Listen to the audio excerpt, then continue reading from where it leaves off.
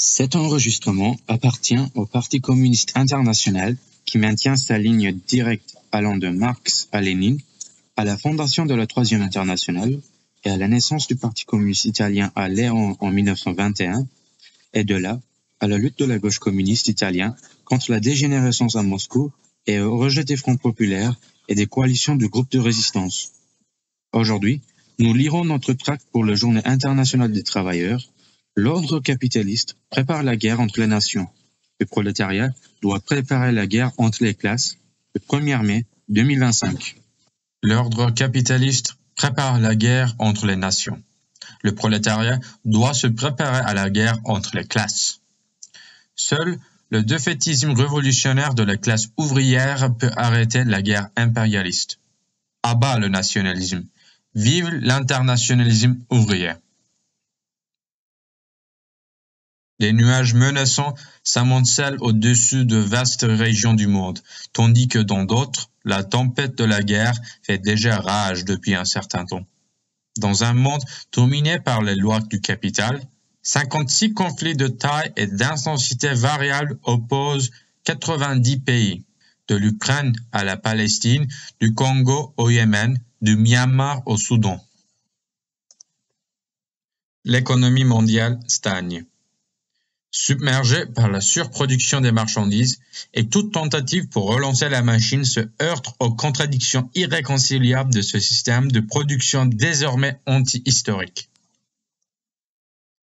L'abandon du libre-échange, qui a caractérisé les dernières décennies, et le retour au protectionnisme et au nationalisme économique sont une preuve supplémentaire que le régime du capitalisme est en train de s'épuiser.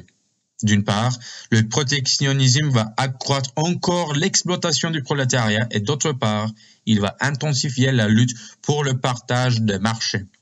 La guerre commerciale entre les impérialismes est un avant-goût de la guerre ouverte. Comme cela s'est produit lors des 2 guerres mondiales du siècle dernier, dont la première a été stoppée dans toute l'Europe par la victoire de la révolution prolétarienne d'octobre 1917 en Russie, exemple historique brillant de la façon dont la machine de guerre du capital peut être brisée. Les États-Unis, première puissance économique et militaire mondiale, réagissent à la crise par le protectionnisme et menacent de déployer leur énorme machine de guerre pour contenir le rival mondial, la Chine.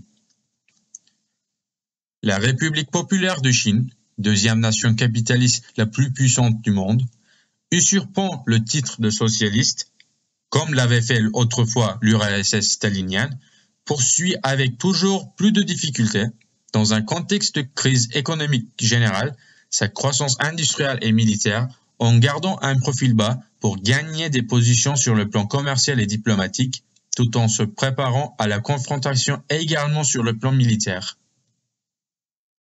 Pour tenter de sortir de la récession industrielle, les impérialistes européens se réarment, sous prétexte de répondre à la menace russe. Mais leur réarmement sera principalement dirigé contre le prolétariat, appelé aujourd'hui à faire des sacrifices et demain à aller au front pour défendre les intérêts de ses maîtres.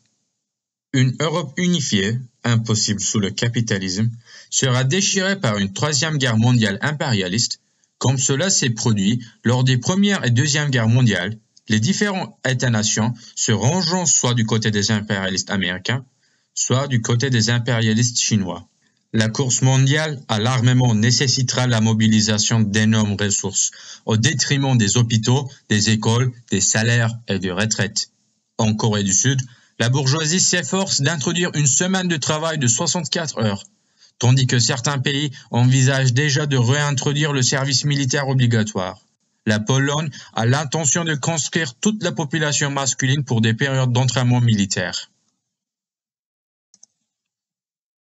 La classe ouvrière ne peut pas lutter de manière décisive et sans compromis pour défendre ses conditions de vie et de travail sans remettre en cause l'économie nationale, qui n'est rien d'autre que le capitalisme. Cette bataille doit être menée non seulement dans chaque pays, mais aussi au sein du mouvement syndical, qui est aujourd'hui dominé par des syndicats serviles aux intérêts de la bourgeoisie nationale. Les travailleurs doivent lutter contre les directions ouvertement bourgeoises ou opportunistes au sein des syndicats, qui ont historiquement été complices de la marche des travailleurs pour la défense de leur patrie et qui poursuivront la même tradition lorsque les fosses communes de la troisième guerre impérialiste de demain seront creusées et remplies des cadavres du prolétariat. Aux États-Unis, le président du syndicat United Auto Workers a salué les droits de douane protectionnistes qui augmentent le prix des marchandises comme une victoire pour la classe ouvrière. En Italie, le secrétaire général de la Confédération générale du travail italien a mené une manifestation en faveur du réarmement européen, autrement dit du massacre des prolétaires. Une véritable lutte pour des augmentations salariales significatives, pour des meilleures conditions de travail et plus sûres, et pour la réduction du temps de travail, devient également une lutte contre les dépenses de réarmement, la seule véritable opposition à la militarisation de l'économie et de la société. Préparant efficacement le prolétariat à la lutte révolutionnaire pour le communisme dans la véritable tradition marxiste, représentée par le Parti international de classe comme son instrument d'émancipation. La force historique impersonnelle et la nécessité du communisme, nouvelle forme de production déjà mûre et pressante dans les entrailles du monstre capitaliste, se présenteront une fois de plus comme la seule véritable alternative possible. Soit la guerre bourgeoise pour la préservation de ce système de production, soit la révolution communiste internationale. Aujourd'hui, comme hier, la guerre à la guerre. L'ennemi de la classe ouvrière est dans son propre pays. Prolétaires de tous les pays, unissez-vous.